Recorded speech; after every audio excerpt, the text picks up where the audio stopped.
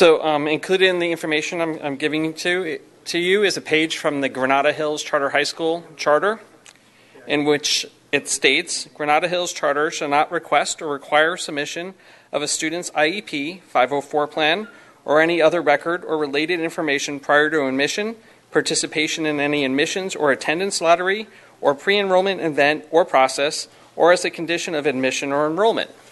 Seems pretty straightforward. Yet, I went onto their website again today, and right on there it says, under the documents that a parent has to bring in when they engage in the pre-enrollment process, that if applicable, the most recent 504 or IEP. And under those documents, it also states, if all mandatory documents are not provided at the time of the appointment, the student will not be enrolled. You will need to make a new enrollment appointment. So this has been on their page for months now. I've brought it to the attention of the Charter School Division, and it's still there as of today. I filed a complaint with the school. They denied that there's a problem, and it's still there. Now, when we look at this is definitely an example of cherry picking. And what it does is it allows the charter to dissuade students with extra needs from attending their school and leaves that responsibility to our school. And there's a documented example of the effect. And that is that 1.7 miles away is Northridge Academy High School. The special education for Granada Hills is 6% of the population. At Northridge Academy, it's 14%. That's a huge difference. Now, if you look at the enrollment page, there's also other items on there that they're requesting. And that gives us results like there's English learning at Granada Hills is 3%. At Northridge Academy, it's 8%. Homeless students, there's 0 at Granada. With a lower population, Northridge has 7. Free and reduced price lunch. Granada Hills had 49%. Northridge Academy has 65%. These have an effect on the students at Northridge Academy because resources have to go to provide for these extra needs. We can't just keep on giving away not only students to charters, but allowing them to pick which students they're going to choose and leave the district with more expensive students. Thank you. We'd like, if Mr. Cole Gutierrez is here. Sir? Mr. Cole Gutierrez, actually, Mr. Schmilson had a question for you.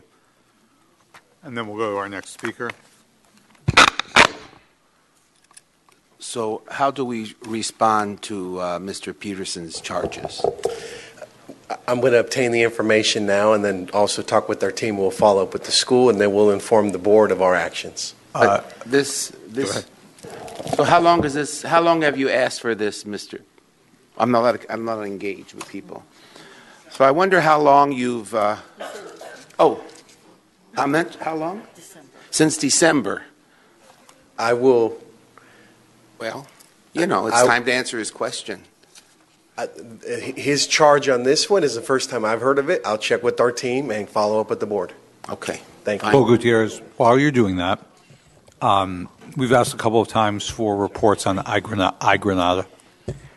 And if the demographics in iGranada are significantly different than the Granada Hills demographics that are listed here, could you include that in the board report as well? Certainly. Last question for you. At 47% free and reduced lunch, that falls under the 50% threshold for LAUSD. But because Granada Hills is an independent charter, are they allowed to draw down federal Title I funds? Yes. Even though they're a conversion charter? Short answer is yes. Thank you. Thank you. We will follow up. While he's here, Go ahead, Dr. Gunn. I'm concerned about the bigger picture, not just that specific school, because if Mr. Peterson can find that, are there others doing it that are we looking for that? I'm not trying to play gotcha, but that's a clear contradiction of a mission statement that is easily readable, is right on the website, Yes. And they say, well, it's not a condition to come here, but then they ask you for it coming in, which means you either bring it or they won't let you in. Suppose you didn't bring it. You don't want anybody to know. You want to come in and start fresh. And they find out later that, I mean, I'm speculating, but what do we do to make sure that that's not going on right under our noses? Are they hiding in plain sight? I don't know. But I don't know. I don't Let me want to address add this, another please. burden on you, but No, let me address this, please. Over the past 5 years, our division, 5 years ago, there was a public report regarding admissions practices, and also working to respond to concerns from the independent monitor regarding attendance forms and lottery forms. Each and every year, we collect the lottery and enrollment forms from every single charter school. We review them. We look at their websites, not only at that time, but in oversight.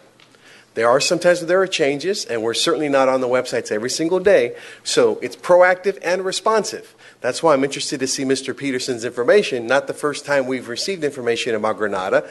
We've followed up. They've made many changes. Last year, there was a report, another public report, looking at the state of California and the admissions practices. Our district had 3 charter school organizations listed. That's it. That's 3 too many. We followed up. But from 85 years ago or about there to 3, there's been a lot of cleanup. And the demographics, if we look at the demographics, all independent charter schools and the district as a whole, there's very much parity, except for the issue of the severity of disabilities. But in other areas, this district should applaud the efforts in oversight and charter schools' efforts in the demographic makeup, because there is greater parity than there was 5 years ago. And we will put in, with Dr. Lim's information, to the board on those demographics. So we will follow up on this specific case, add some more language about the proactive and responsive efforts we've done in oversight.